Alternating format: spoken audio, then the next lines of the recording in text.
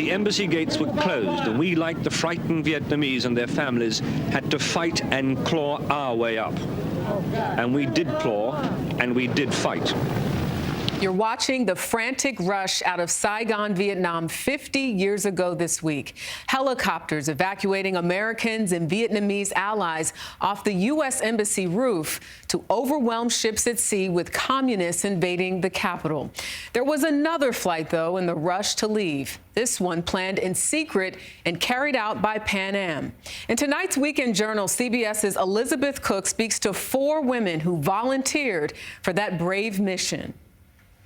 North of San Francisco, overlooking Tamales Bay, these women gathered to remember. And we shared an adventure together that we'll never forget. Their names, Sue, Pamela, Laura Lee, and Cha. It was April of 1975. They were all stewardesses for Pan Am Airways, and they all volunteered for an extremely dangerous mission.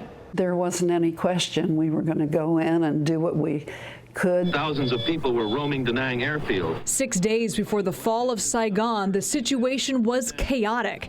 The FAA banned all commercial flights in and out of Vietnam.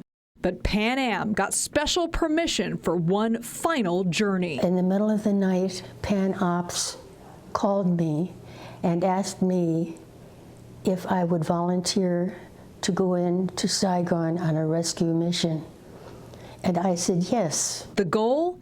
To evacuate Pan Am's Vietnamese employees and families. They were working for an American company.